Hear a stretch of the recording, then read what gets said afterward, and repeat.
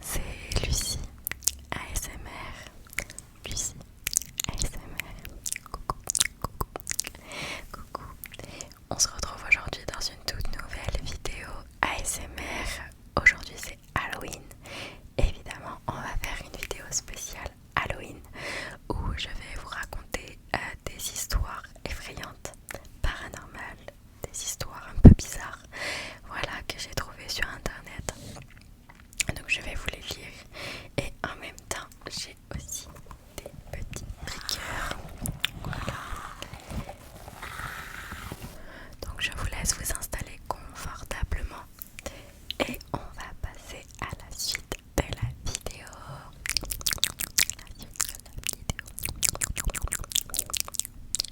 Voilà, donc j'ai avec moi un téléphone qui date des rottes, mais c'est pas grave. Donc il fonctionne. Voilà, où j'ai toutes les histoires à vous raconter dessus. Donc je ne sais pas encore combien je vais vous en raconter, mais on verra, on va voir. Allez, on va commencer la vidéo avec l'histoire qui s'appelle Ces mystérieuses empreintes de pieds. Donc elle a été racontée par Marina3840. Voilà. J'ai toujours su que ma maison était tentée. Elle a presque un siècle et sa précédente propriétaire est morte dedans. Sympa. Il y a régulièrement des objets qui disparaissent ou changent de place et parfois même des portes, tiroirs qui s'ouvrent seuls. Mais le truc le plus flippant qui m'est arrivé, c'est d'avoir retrouvé une empreinte de main sur une fenêtre qui n'avait pas été ouverte depuis des mois, sur la vitre extérieure du deuxième étage et des empreintes de pieds à mon plafond le même jour. Un peu flippant. Moi j'avoue que je suis très... j'ai peur de tout. Et ces trucs là, l'histoire de fantômes, esprits, tout ça, j'y crois. J'y crois, voilà. J'y crois parce qu'il y a quand même plein de choses racontées. Après forcément, il peut y avoir des choses dites qui sont fausses, juste pour faire peur, hein. Le principe d'Halloween aussi. Mais des choses que... c'est quand même bizarre et ça c'est bizarre. J'aurais peur, j'avoue, je fuirais loin de la maison. Je sais pas ce que vous en pensez, mais ça fait flipper. Voilà, c'était la première histoire. On va passer maintenant à la deuxième. Et je vais prendre avec moi la balle anti-stress. Donc cette histoire s'appelle Cette apparition très flippante. Je me souviens très bien de ce moment. Je venais d'arriver en France. J'habitais dans un petit village de Bourgogne. Il était 3h du matin environ. Je me réveille pour aller aux toilettes. Comme toute personne au réveil, je suis dans les vapes. Mes yeux ouverts à moitié, je vois flou. Les toilettes se situent juste en face de la porte de la chambre, séparées par un long couloir qui mène vers l'entrée de la maison. Pour accéder aux toilettes, je devais donc traverser le couloir en largeur. Les couloirs, ma phobie. Après avoir fait pipi, je retourne me coucher. Sauf qu'au moment de traverser pour retourner dans la chambre, je m'arrête. J'ai vu une silhouette noire au bout du couloir, vers l'entrée. La silhouette, se dirigeait vers la sortie. Il faisait nuit, je ne voyais rien de loin. Je voyais flou. Une voix émane de la silhouette et me dit, alors dans la langue maternelle, tu fais quoi? Va vite te rendormir. Ça fait peur. D'un ton pressé. J'ai reconnu la voix de mon père. Cependant, à l'époque, mon père travaillait très loin de la maison et ne rentrait jamais vers 3h du matin, mais plutôt dans l'après-midi. Il passait la nuit sur son lieu de travail, mais naïvement, je me suis dit « Ah, il est rentré tôt cette fois, c'est génial !» Je continue mon chemin, je retourne me coucher. Le lendemain, au réveil, je me demande à ma mère où était mon père, car je l'ai vu rentrer. Elle m'a répondu, il est au travail, qu'est-ce que tu dis? Ça fait peur. Et donc cette histoire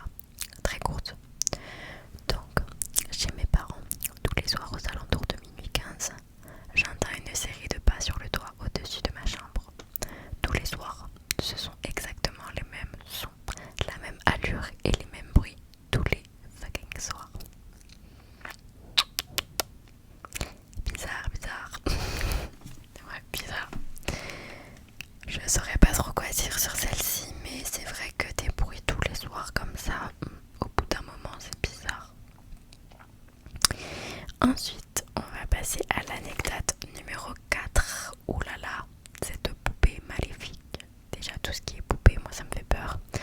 Les films d'horreur, j'adore. Mais les poupées, j'ai peur. Donc, allons-y. Ma famille est adepte de spiritisme. Alors, ce ne sont pas des exemples qui manquent. Mais mon anecdote préférée concerne ma grand-mère. Je dormais chez elle un soir, et en face de mon lit, pile devant moi, se trouvait une poupée en porcelaine.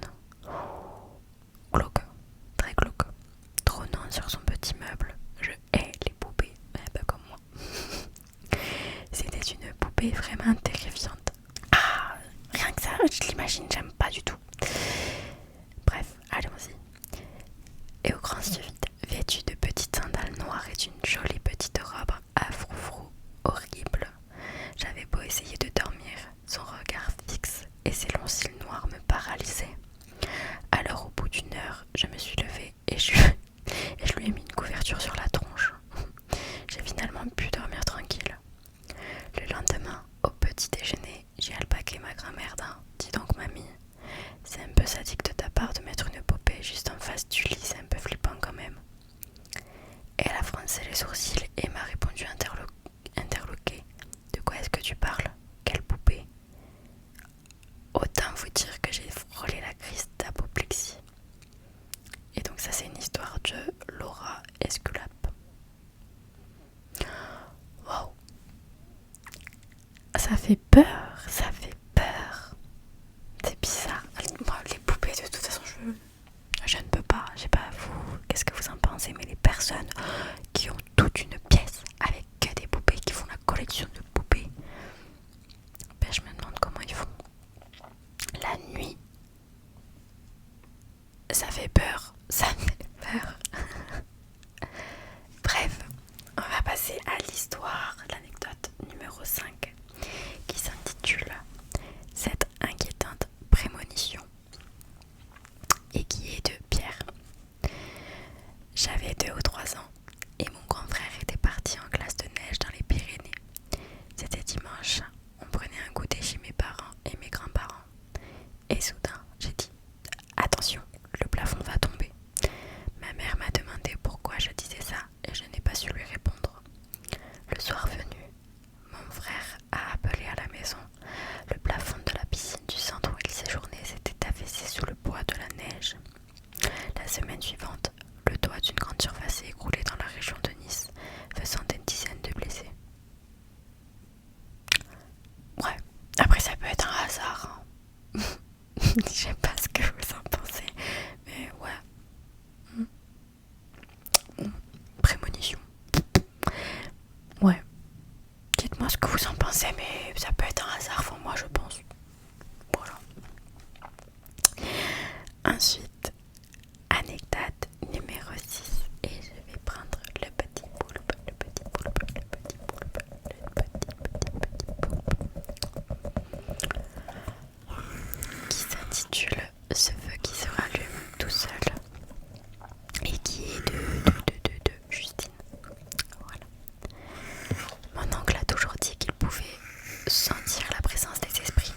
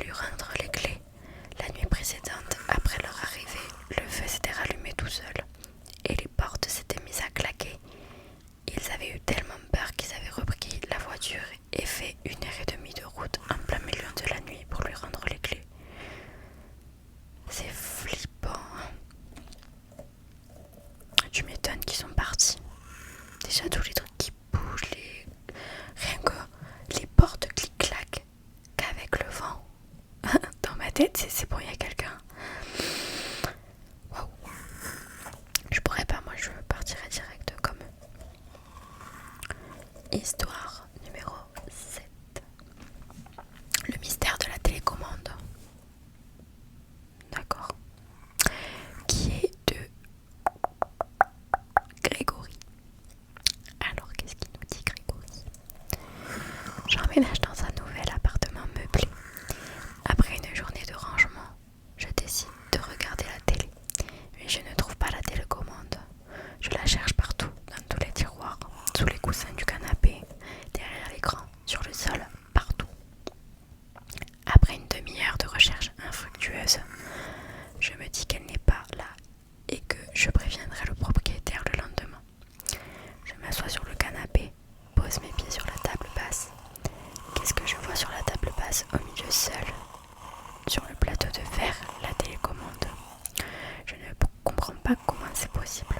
Le salon n'est pas grand. Il n'y a que quelques meubles. Je n'ai pas pu rater la télécommande. C'est visuellement impossible.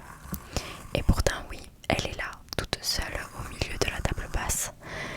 Il va sans dire que durant toute cette opération, j'étais tout seul dans l'appartement et que personne n'en est sorti ou rentré.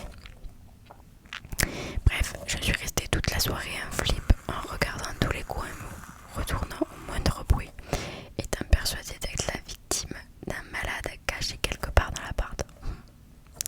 Puis c'est passé, il ne s'est jamais rien reproduit de la sorte. C'est bizarre.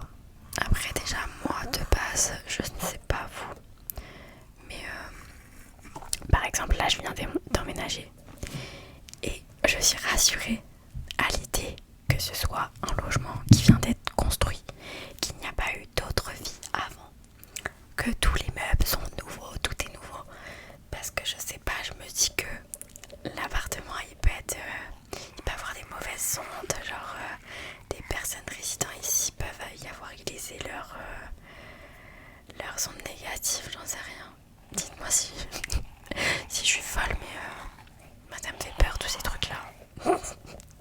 Et là, ce gars-là qui va dans cet appartement, je le comprends, c'est bizarre. Je serais pas sereine. Dites-moi si vous aussi vous êtes comme moi. Histoire numéro 8. Ça fait peur un peu. Déjà le titre. Le titre c'est Ce lit possédé de Coucou Mémé. D'accord. Coucou Mémé. Alors, ça m'est arrivé sur mon ancien lit que j'ai quitté il y a un an. Pas encore que tu l'as quitté. Bref. La nuit, généralement vers 1h du matin, je sentais quelque chose m'élever pendant 2-3 minutes. Oh. Je ne pouvais pas ouvrir les yeux ou hurler, mais j'étais consciente.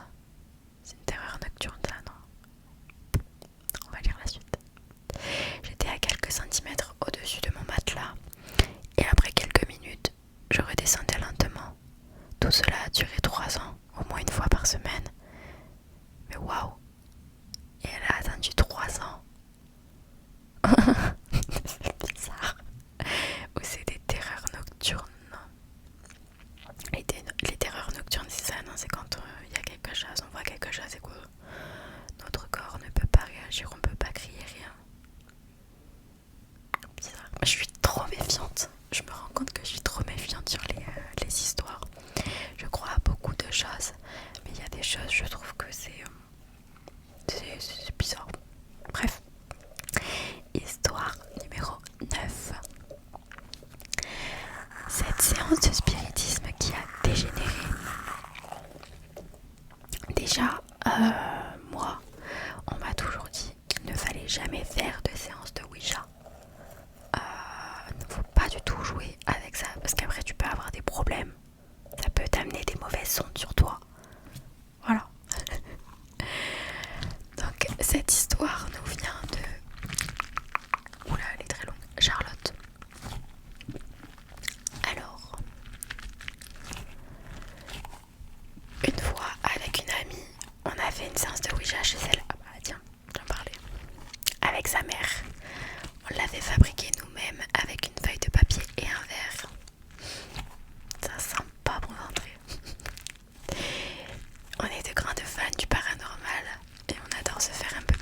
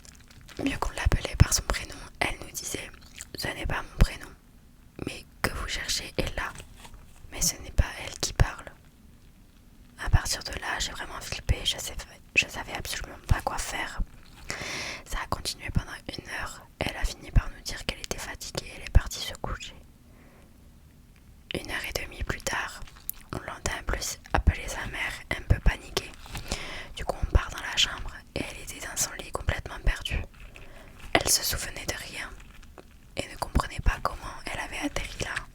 Elle était totalement paniquée. On n'a jamais su ce qu'il s'était passé et je ne pense pas vouloir le savoir. Autant vous dire que je n'ai plus jamais touché à un Ouija. Bah tu m'étonnes. Elle était possédée quoi, c'est ce que je vous disais juste avant de lire cette histoire, c'est qu'on m'a toujours dit de ne jamais toucher à une planche de Ouija si t'étais pas formé entre guillemets, parce que ça pouvait faire des choses pas comme ça. Et je savais pas qu'il fallait casser le truc du verre pour en gros conclure la séance. Je ne sais pas. Bref, histoire numéro 10. Cette pyjama party qui a mal tourné de Jade. Avec des copines, on avait 14 ans. On a décidé d'appeler des esprits cool comme Marilyn Monroe, pardon, à l'aide de bougies et de prières inventées. Déjà à 14 ans, t'appelles Marilyn Monroe, bizarre un peu, je sais pas, mais ouais, ma foi. Une fois au lit, mes copines se sont endormies, mais impossible de fermer l'œil de mon côté. C'est comme si les voisins du haut avaient déplacé leurs meubles sur le parquet toute la nuit, à 1 mètre de mon visage, car je dormais sur une mezzanine, le tout accompagné de pleurs de bébé. Le lendemain, tout le monde m'a dit ne rien avoir entendu. Ouais, ça fait le sommeil lourd. J'essaie de me rassurer, c'est fou. Ouais, bon. Ouais. Ouais, on a connu mieux comme histoire. Bref, je ne veux pas juger. 11.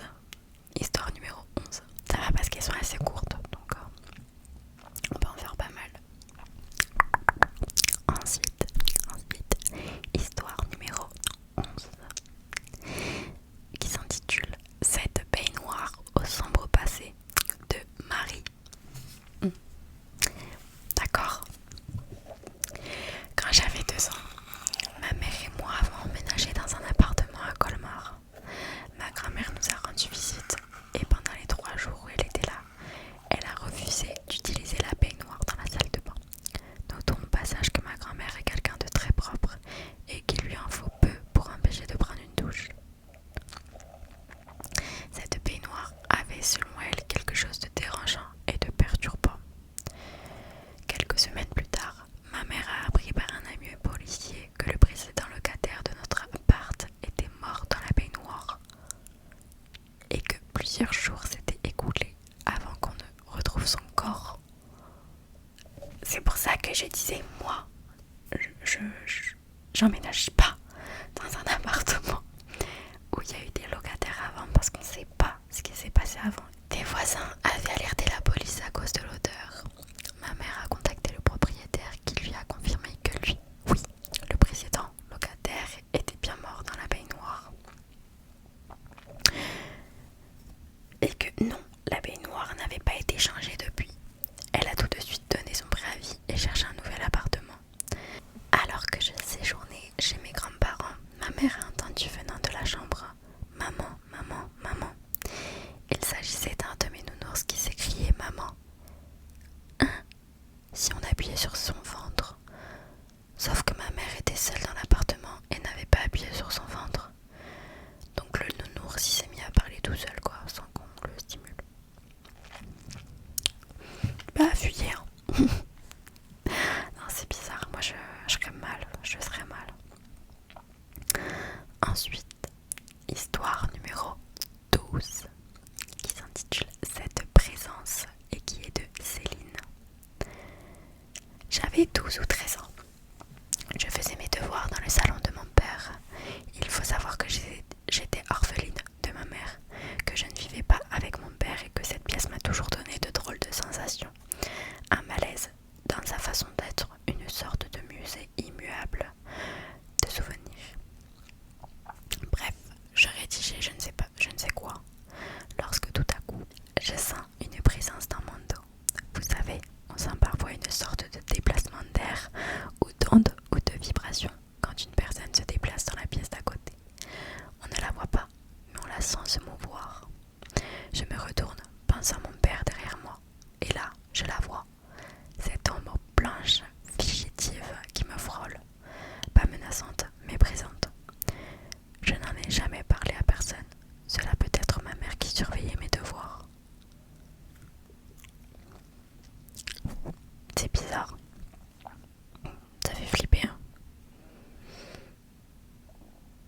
nouveau.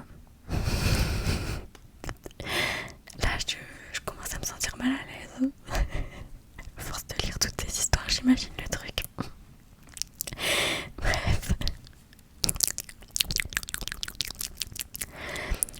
Histoire numéro 13. Cet enfant qui aurait pu jouer dans le sixième sens et qui est raconté par Céline, toujours pas la même je pense. Cet événement concerne mon petit cousin qui est aujourd'hui grand, mais qui n'avait que 3 ou 4 ans à l'époque. Ses parents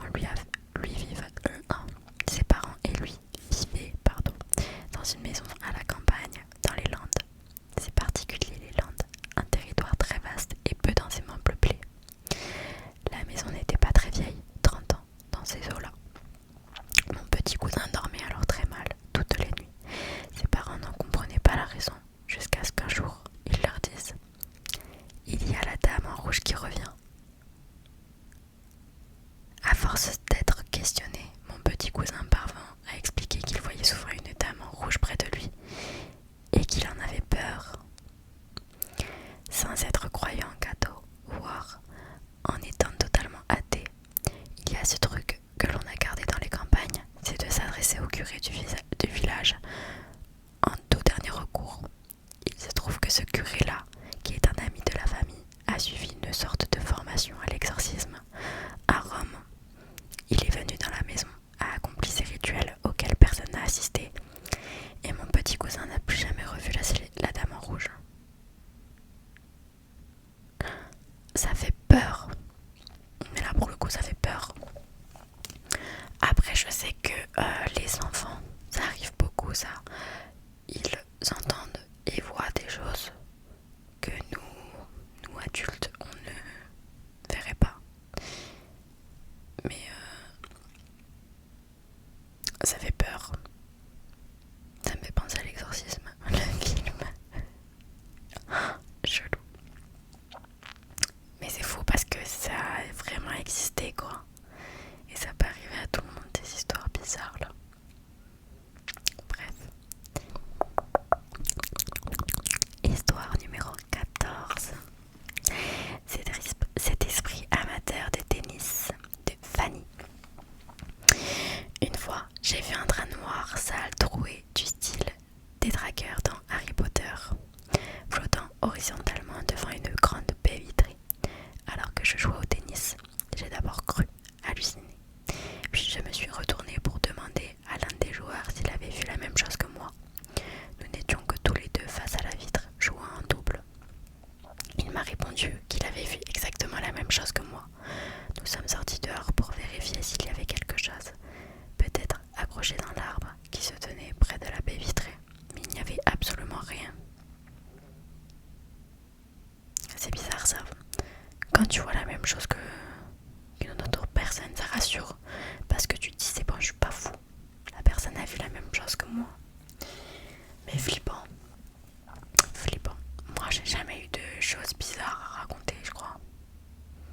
Mais jamais rien arrivé d'inexpliqué. Et j'espère qu'il m'en arrivera pas surtout. J'ai tellement peur de tout ça moi que c'est fini. Anecdote numéro 15. Cet esprit protecteur qui est de Virginie. À une époque, on aimait bien faire des séances de spiritisme avec mes amis. On se mettait en cercle en se tenant les mains autour d'une sorte de plateau en bois et on appelait les esprits. Et les esprits répondaient en tapant une fois pour oui, deux fois pour non. Ça me mettrait mal à l'aise ça, franchement. Ça a marché. Vraiment, j'ai du mal encore à y croire, mais il n'y avait aucun moyen que quelqu'un ait triché pour nous faire peur. On entre donc en communication avec un esprit, mais il mettait beaucoup de temps à répondre. Donc la personne qui dirigeait la séance de spiritisme lui demande s'il veut parler à quelqu'un d'autre. L'esprit répond que oui. Il nous nomme chacun à notre tour et l'esprit dit non à chaque fois. Jusqu'à ce que ça soit mon tour, mon ami dit mon nom et là, un coup. Ce qui veut dire oui. J'ai senti mon âme quitter mon corps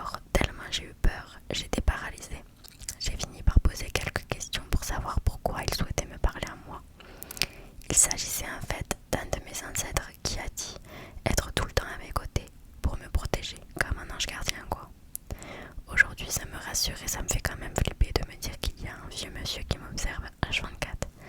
Mais c'est flippant. Ça par contre, ça j'ai du mal à y croire. De me dire qu'une âme intérieure te surveille.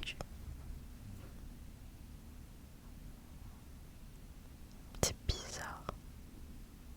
Ça fait flipper. Je sais pas ce que vous en pensez, mais là, depuis, tout ce qu'on a raconté là, mais ça fait flipper, voilà. Donc là, il nous reste 2 histoires. Et donc on passe à l'histoire numéro 16. Ce rêve un peu trop réel de Martine. Il y a longtemps, je dormais chez ma grand-mère, dans un vieux lit avec des barreaux à la tête et au pied du lit. Dans mon sommeil, j'ai senti quelque chose m'attraper par les pieds. Oh, c'est horrible. Et quand je me suis réveillée, j'avais les 2 pieds qui sortaient du lit. À travers les barreaux, c'est comme si j'avais glissé tout au fond du lit. Comme ça, on se dit que c'est pas grand chose, mais j'ai eu la peur de ma vie. C'est bizarre. Ah, c'est bizarre, ça fait comme les trucs sous le lit, les monstres sous le lit là. C'est des petits trucs, mais ouais, ça fait peur. Ensuite, on passe à la dernière histoire, la 17e. Et cette séance de spiritisme, un peu trop mouvementée. Il y a beaucoup de ce genre d'histoire pour le coup. Et donc elle nous vient de Virginie. Toujours à l'époque où on faisait du spiritisme avec mes amis, car visiblement on n'avait pas mieux à faire. Tous assis en cercle dans le noir dans la vieille maison d'un de nos amis, on a placé un plateau au milieu et on appelle un esprit. On est tombé sur un esprit très énervé. Ah, il y a ça aussi.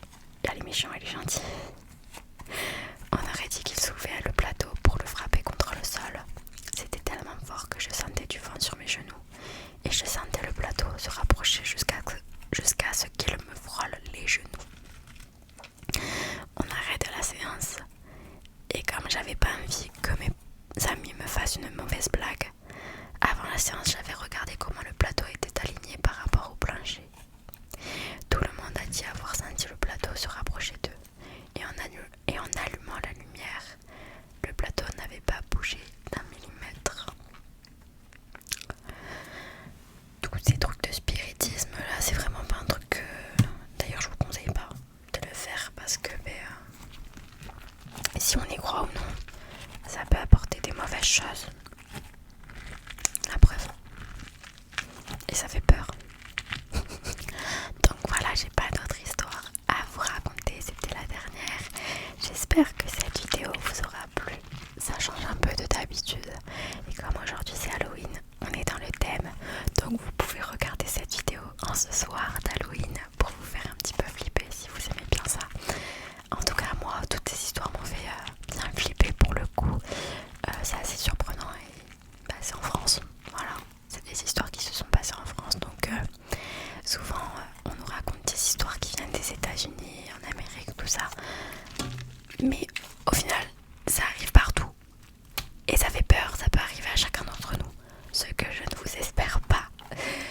Mais il y a des trucs inexplicables comme ça que, ma foi, ça se passe. On ne saura jamais d'où ça vient, mais ça fait peur. Voilà. Donc j'espère vraiment que cette vidéo vous aura plu. Et donc je vous invite à liker cette vidéo, à la commenter, à la partager